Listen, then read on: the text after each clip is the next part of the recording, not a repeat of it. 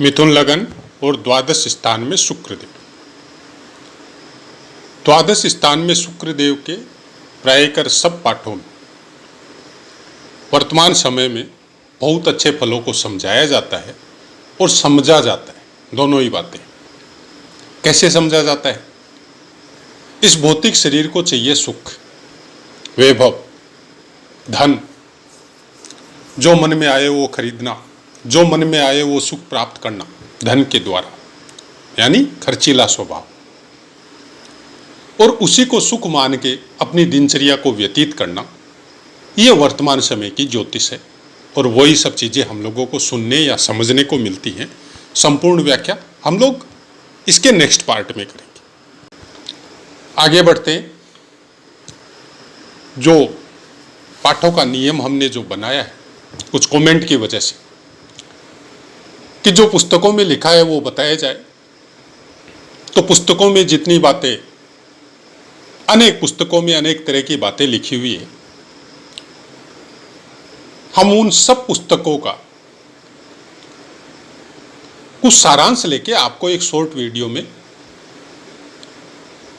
प्राप्त करवा देते हैं। उसके अनुसार अगर आपको फल समझने में आसानी होती, बहुत अच्छी बात है, क्योंकि पुस्तकें माध्यम है ज्योतिष को समझने के लिए। पुस्तकों का अध्ययन बहुत जरूरी है, और फिर उस अध्ययन को समझने के लिए उसकी व्याख्या जरूरी है। हम लोग वेद, वेदांग, गीता, रामचरितमानस, जितने भी हम लोगों के धर्म, सनातन धर्म में जितने भी ग्रंथ है, उन ग्रंथों को एक बार पढ़ के समझना बहुत मुश्किल है, क्योंकि जितनी बार आप पढ़ेंगे उसी श्लोक का या उसी अर्थ का जो आपको हिंदी में लिख के दिया जा रहा है, उसका मीनिंग अलग अलग रूप में आपको समझ में आएगा। यहां पे ज्योतिष अप्लाई होता है। क्यों समझ में आएगा?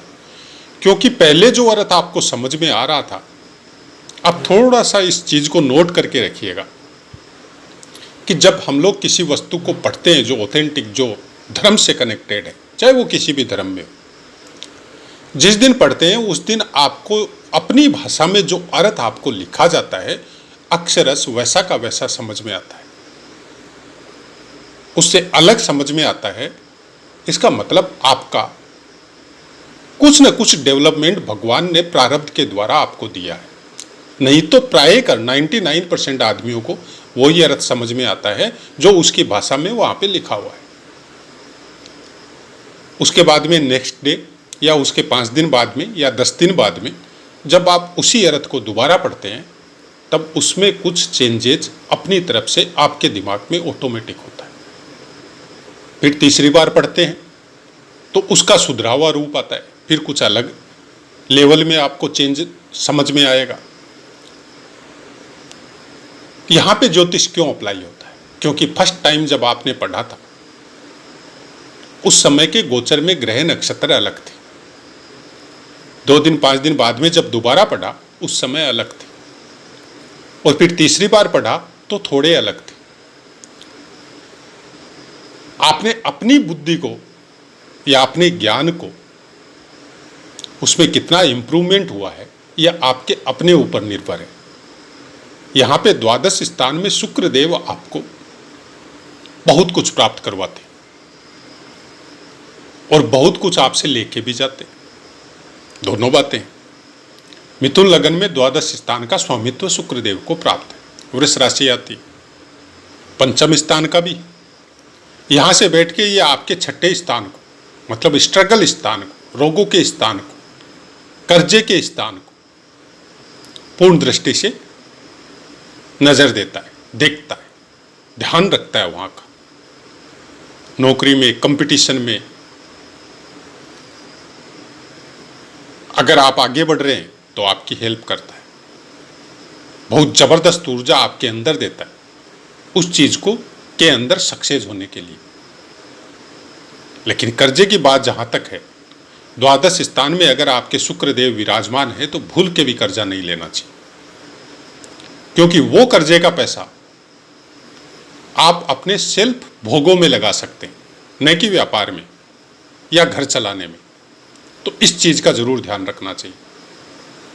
कालपुरुष की कुंडली अनुसार दूसरे स्थान का स्वामित्व भी शुक्रदेव को प्राप्त होता है, और जब आपके द्वादश स्थान में बैठते हैं तो धन की भी कमी नहीं रहेगी और खर्चे की भी कमी नहीं रहेगी। इस तरह के फलों को समझना चाहिए। सप्तम स्थान का स्वामित्व भी प्राप्त, आप और हम सब जानते हैं सप्तम स्थान से क्या क्या चीजें देखी जाती। अगर द्वादश स्थान में शुक्रदेव आपके विराजमान है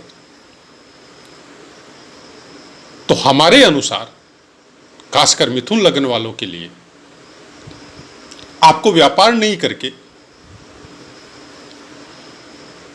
या तो आप सर्विस कीजिए, गवर्नमेंट सर्विस में अच्छे योग बनते हैं आपके, या एमएनसी वगैरह बड़ी बड़ी कंपनियों में आपके अच्छे योग बनते हैं, या फिर कुछ इस तरह का काम कीजिए जहां पे आपको दूर दूर लंबी लंबी यात्राएं, घूमने फिरने का शौक, चाहे वो यूट्यूब से संबंधित हो चाहे और कोई कार्य से संबंधित हो। बाकी ग्रहों के ऊपर बहुत कुछ डिपेंड करता है।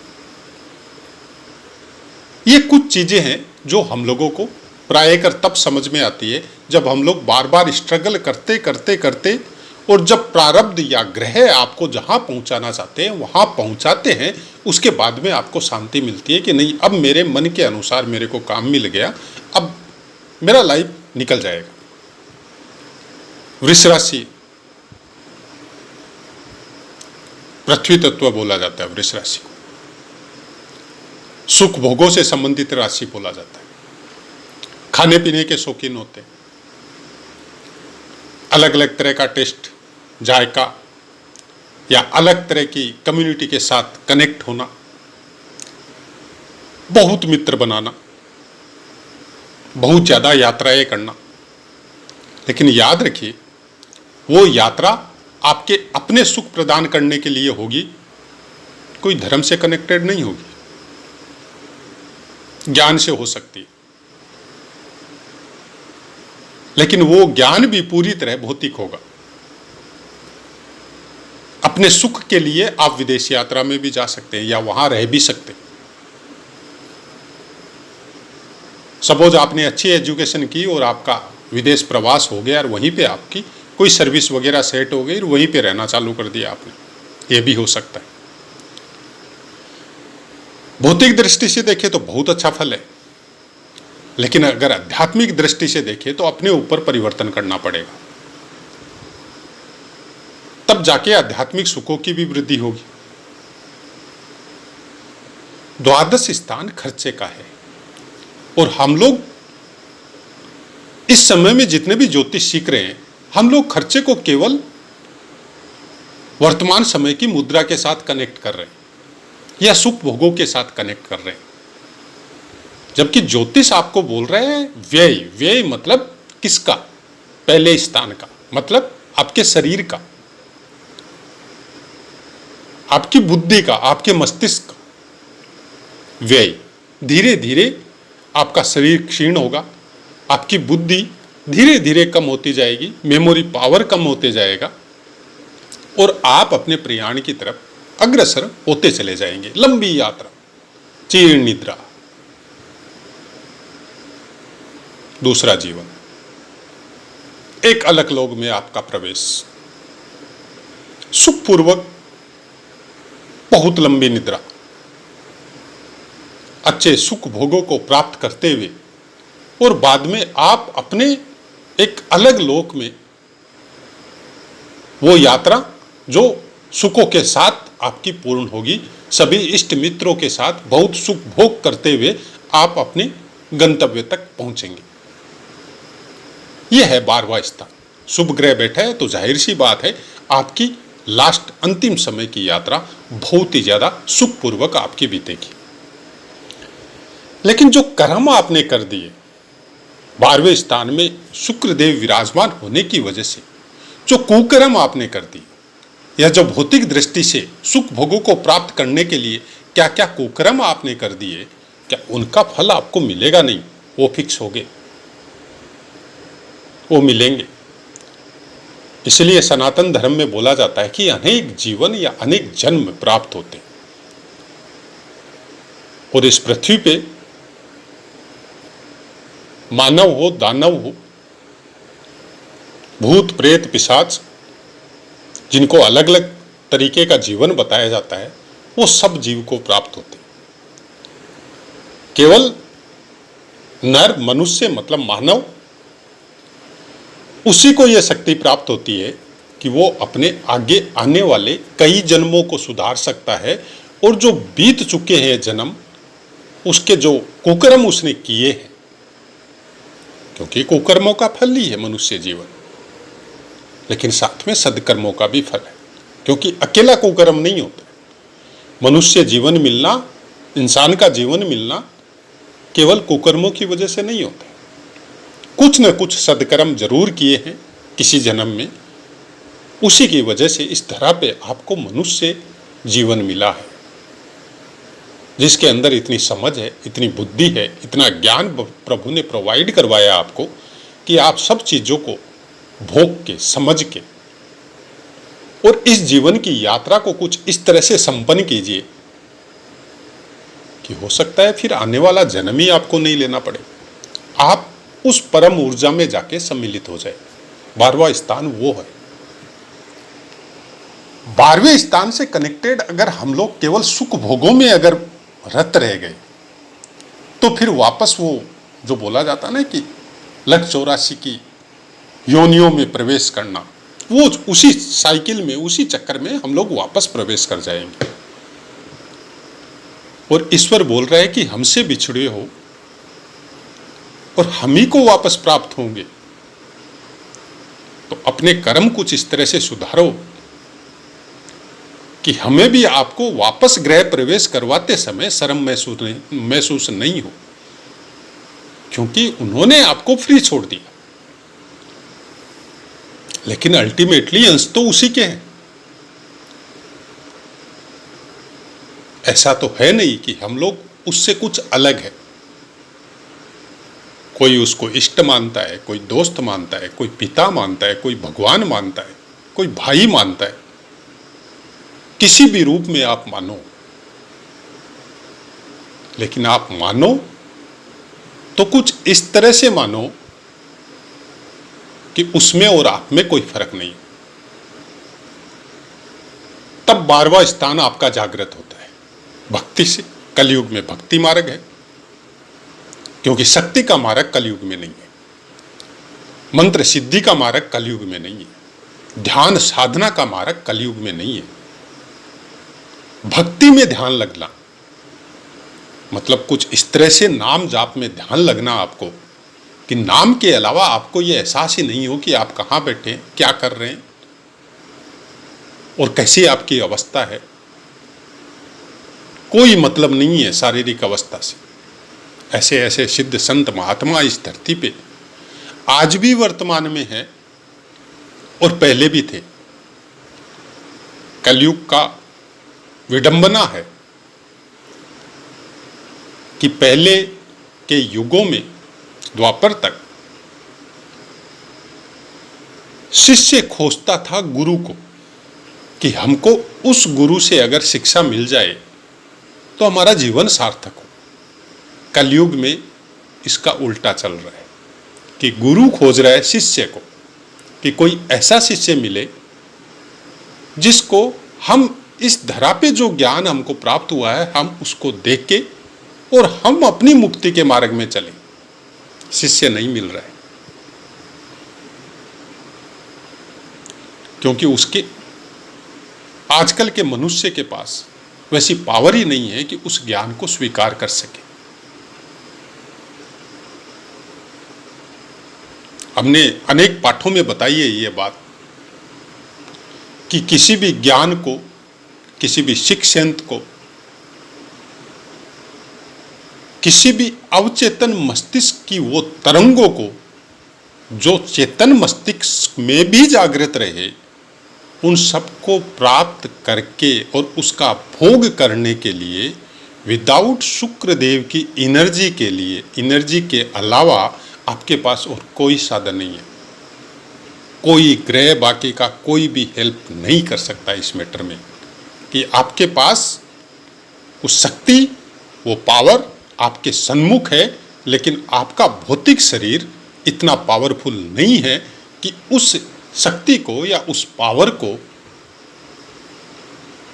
आप अपने शरीर के साथ ज्वाइन कर सके या जोड़ सके और फिर उसके द्वारा नाना प्रकार के सुखों को अपना भी भला कर सके और दूसरों का भी भला कर सके।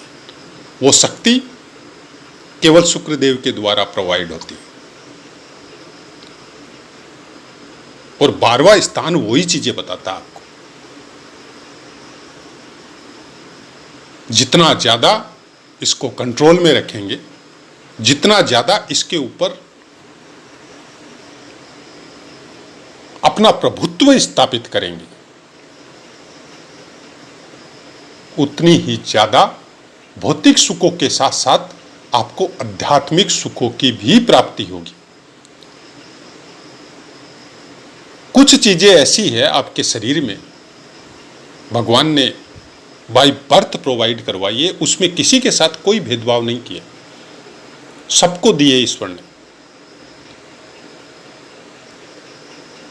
वो है शुक्रदेव की शक्ति।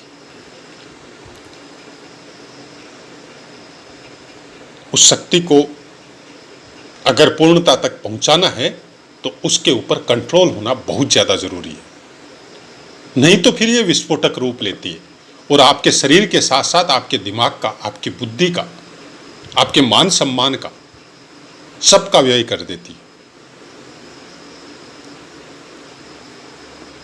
शुक्रदेव के जितने भी पाठ है उन पाठों में सबसे ज्यादा ध्यान रखने वाला या सबसे ज्यादा डी कंट्रोल पार्ट 12वें स्थान में शुक्रदेव का है। अगर शनि से कंट्रोल्ड है पहले से ही प्रारब्ध के द्वारा तो बहुत अच्छी बात है, और नहीं है तो फिर आपको अपने मन पे कंट्रोल करना बहुत ज्यादा जरूरी है। बहुत ध्यान रखना पड़ेगा आपको।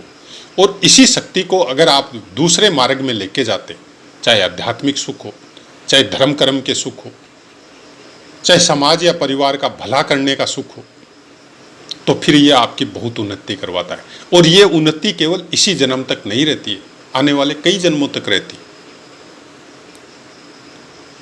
यहां पे शुक्रदेव आपका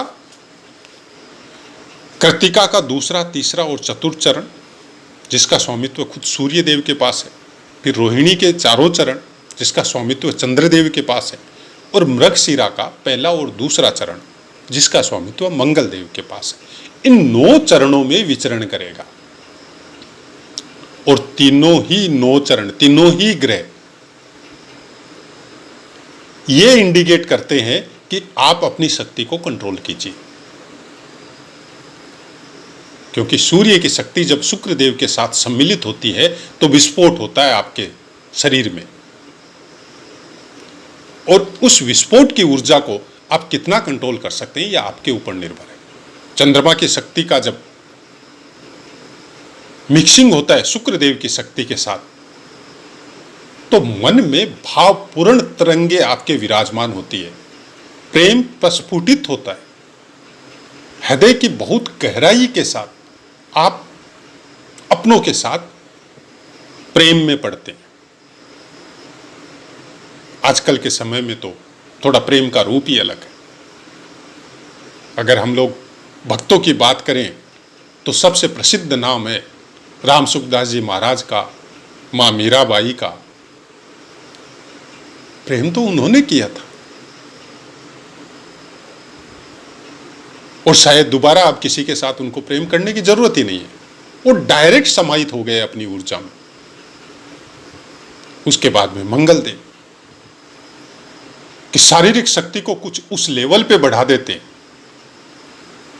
जहां पे आप देखते हैं कि 10-10, 20-20 आदमी भी मिलके उसको हिला नहीं सकते। आपने देखा होगा कि बहुत से ऐसे बॉडी बिल्डर या ऐसी शक्तियां उनके पास है कि मतलब बड़ी बड़ी गाड़ियों को हाथों से पकड़ के खींच देते। तो ये सब ग्रहों के नक्षत्र या ग्रह जब सम्मिलित होते हैं साथ में तो कुछ विशेष एनर्जी आपको प्रोवाइड करवाते हैं। उस एनर्जी का कितना आप सदुपयोग करते हैं या कितना दुरुपयोग करते हैं, ये 12वां स्थान बताता है, क्योंकि 12वां स्थान व्यय का स्थान है। आपकी संपूर्ण ऊर्जा, संपूर्ण धन, संपूर्ण दिमाग, आप खुद स्वयं, उसका व्यय स्थान 12वां स्थान। अगर उसको सही रास्ते में व्यय करते तो कई युगों तक नाम आपका चलता है, कई जन्मों का, जन्म जन्मांतर का सुधार होता है। और सही रास्ते में नहीं करते तो फिर वही चक्कर में वापस 360 डिग्री घूमते रहिए, जो कि हम लोग घूम रहे हैं। बोलने को बहुत कुछ आसानी से बोल सकते हैं, अगला जन्म किसने देखा, देखेगा भाई। हजारों करोड़ों लाखों साल से वैदिक धर्म के, सनातन धर्म के जो ग्रंथ चले आ रहे हैं, अगर ये झूठे होते तो कब तक रीराइट होके अलग रूपों में चले जाते। लेकिन आज भी चल, पहले श्रवण शक्ति के द्वारा थे, फिर महाभारत काल में इनका लेखन चालू हुआ तो उसके द्वारा, वैसे ही चल रहे हैं। हो सकता है थोड़ा बहुत परिवर्तन हुआ हो, लेकिन मूल स्वभाव में तो कोई परिवर्तन नहीं आया, क्योंकि ये आपके हृदय के ज्ञान के नजदीक है। इसलिए इनका व्यय नहीं हुआ। ये वो ज्ञान प्रोवाइड करवाते हैं जो कई जन्मों से आपके खुद के अंदर है, चाहे श्रवण शक्ति के द्वारा हो, चाहे अनेक जन्मों के संचित जो पुण्य कर्म या पाप कर्म के द्वारा आपको जो सुनने को मिला है उसके द्वारा हो। आप क्या सोचते हैं कि 12वां स्थान व्यय का स्थान है? हम ये बोलते हैं कि 12वां स्थान आपका जन्म स्थान है। ये अगले जन्म की यात्रा को चरितार्थ करता है। कई वीडियो सुने होंगे आपने कि हम लोग कौन से लोक से आए हैं, हम लोगों का पिछला जन्म कैसा था। 12वां स्थान बताता है कि आपका अगला जन्म कैसा होगा। ऐसे ही नहीं बताता है, यह आपको सिक्योर करता है कि थोड़ा सोच समझ के चलिए, क्योंकि जन्म आपका दोबारा भी होना है। और यही आपको सिक्योर करता है कि आपने कुछ ऐसे कर्म कर दिए 12वें स्थान से कनेक्टेड कि आपके जन्मों का लफड़ा ही खत्म हो गया। अब आपको दोबारा जन्म नहीं लेना है बगैर हरि इच्छा के। जब हरि चाहेगा, जब वो परम पुंज, परम शक्ति जब चाहेगी, तभी आपका जन्म होगा, और वो भी उसकी इच्छा से होगा। और वापस वो कर्म जो आपको बताए गए हैं वो कंप्लीट करके वापस आप उसके पास चले जाएंगे। फिर बार बार ये जन्म चक्र में नहीं पड़ना पड़ेगा। वो ये 12वां स्थान, बहुत छोटी व्याख्या कर दी हम लोगों ने वर्तमान ज्योतिष में। भोगों का स्थान है, ये भोगों का स्थान नहीं है, ये बहुत बड़े योग का स्थान है। बहुत लंबी यात्रा है इस जीवन से दूसरे जीवन में जाने की, या फिर मोक्ष प्राप्ति की। चतुर्थ, अष्टम और 12वां स्थान मोक्ष त्रिकोण में आता है। ऐसे ही तो नहीं आता है, कुछ तो कारण होगा कि तीनों स्थानों को मोक्ष त्रिकोण में दिया गया है, जिसमें द्वादश और अष्टम स्थान को तो हम लोग ज्योतिष शास्त्र में जो अध्ययन कर रहे हैं वो यही समझते हैं कि खराब स्थान, लेकिन चतुर्थ स्थान को तो बहुत सुख का स्थान बोला जाता है। आपके घर, आपका सुख, आपका बंगला, आपकी गाड़ी, आपका परिवार, वो तमाम ऐश्वर्य, तमाम सुख जो भौतिक शरीर को चाहिए, उसको भी मोक्ष त्रिकोण में दे दिया। क्या कारण है? ऐसी बहुत सी बातें हैं जो ज्योतिष शास्त्र का जब आप अध्ययन करते हैं और शुरू से करते हैं और बार बार करते हैं, तब जाके कुछ चीजें डिकोड होती है। डिकोड कहाँ होती है? पुस्तक में नहीं होती, आपके अपने अंदर होती है। अपने अंदर क्यों होती है? क्योंकि कई जन्मों से वो संचित ज्ञान आपके अंदर पहले से है। हर इंसान के अंदर है, हर मनुष्य के अंदर है, बस उसको एक्टिव करना है। ज्योतिष शास्त्र उसको एक्टिव करवाता है, बशर्ते आपका दिमाग कुछ इस तरह से लगे इन ग्रहों को, इन नक्षत्रों को समझने में कि वो चीजें स्पार्किंग करने लग जाए।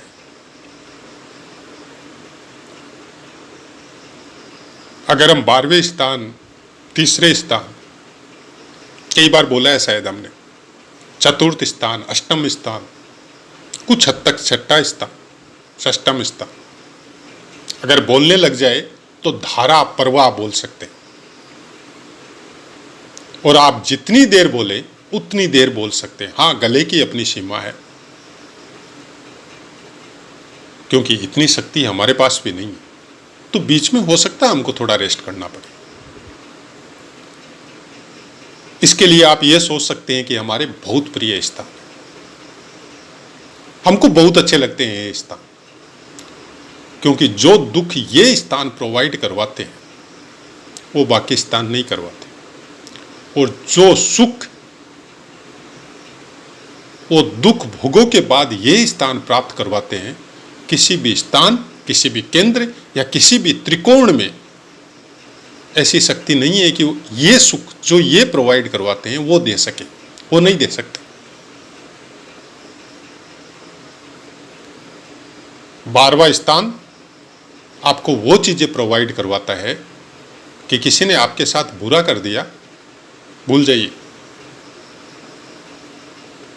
ईश्वर का नाम लीजिए, माफ कर दीजिए, छोड़ दीजिए उसको, क्योंकि वे स्थान है। हर चीजों को छोड़िए जो भी आपके दुख की कारक है। किसी ने कुछ बोल दिया, मन में लग गया, दिमाग में लग गया, दुश्मनी निकालेंगे, छठा स्थान एक्टिव हो जाएगा, 12वां स्थान का फल बिगड़ जाएगा, क्योंकि 12वें स्थान की टोटल ऊर्जा फिर छठे स्थान में चली जाएगी। पूर्ण दृष्टि से देख रहे, भूल के भी मत कीजिएगा ऐसा काम, नहीं तो फिर उसी साइकिल में वापस आना पड़ेगा। आज इस जन्म में उसको जवाब नहीं दे सके तो फिर अगला जन्म होगा, फिर जवाब देने के लिए उसका और आपका कहीं न कहीं किसी परिवार में एक साथ या अगल बगल में समाज में वो आपको मिलेगा। उस जन्म में आप उसको दुख देंगे, वो भोगेगा, और इसी साइकिल से बंधे हुए रह जाएंगे। मत करिए, भूलिए, चाहे परिवार का हो, चाहे समाज का हो, चाहे गांव देश देहात का हो, कोई आपके साथ छुप के बुरा कर रहा है, भूल जाइए, छोड़ दीजिए उस पे।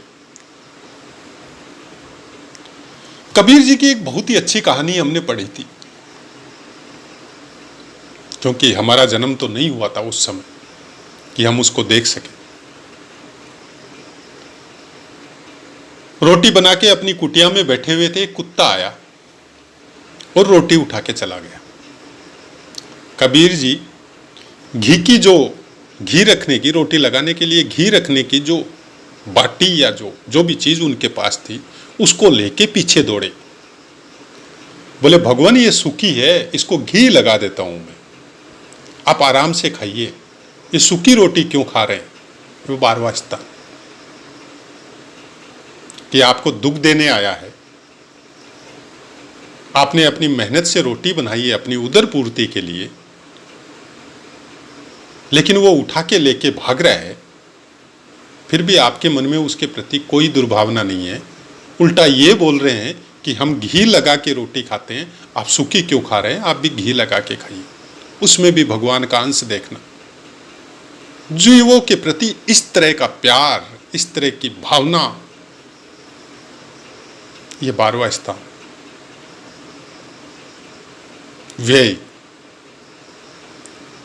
व्यय का रूप ऐसा भी हो सकता है कि अपना सब कुछ दान पुण्य करके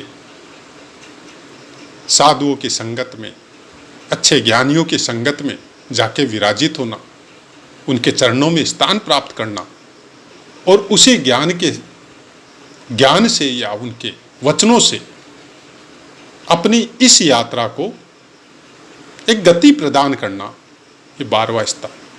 आपने देखा होगा बहुत छोटे छोटे बच्चे भी दीक्षा ले रहे हैं, जबकि करोड़पति खानदान से, और बच्चों की वजह से माँ बाप ने सब कुछ दान करके वो भी दीक्षित हो रहे। 12वां स्थान कि एक ऐसी पुण्यात्मा उनके घर में आई, उस पुण्यात्मा ने केवल अपना ही उद्धार नहीं किया, अपने जीवित माता पिता और उस गोत्र में जितने भी गए आज तक, उन सब का उद्धार कर दिया। कोई मामूली बात नहीं है।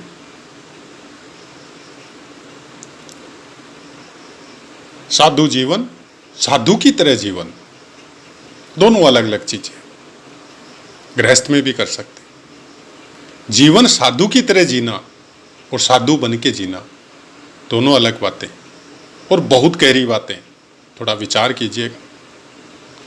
12वें स्थान को जितना ध्यान रखेंगे, आपके सब स्थान सुधरते जाएंगे। किसी भी स्थान से कोई पीड़ा फिर आपको प्राप्त नहीं होगी। जब आपने ये इतना एक्टिव कर दिया 12वें स्थान को कि हमको फालतू की किसी भी बात से कोई मतलब नहीं है, हमको अपने जो कर्म है, धर्मानुसार जो भी कर्म, जो कर्तव्य हमको प्राप्त हुए हैं इस जीवन में, हमको उसको पूरा करना है और अपने ईश्वर का भजन करना है, अपने ईश्वर का ध्यान रखना है। हमारे कर्मों के द्वारा किसी अपने का तो छोड़िए, किसी पशु पक्षी का भी निरादर नहीं हो, उसको भी पीड़ा प्राप्त नहीं हो। ये 12वां स्थान है। अगर ऐसी सोच विकसित हो गई तो आप मान के चलिए, बाकी कोई भी ग्रह या कोई भी स्थान या कोई भी भाव आपका एक्टिव हुआ नहीं हुआ कोई मीनिंग नहीं रखता। 12वां स्थान एक्टिव हो गया, सब ग्रह आपकी हेल्प करेंगे, पूरी प्रकृति आपकी हेल्प करेगी। ऐसा है मित्रों, पाठ समझ में आया होगा। अब अपनी वाणी को विराम देते हैं, आपसे आज्ञा लेते हैं। जय माता।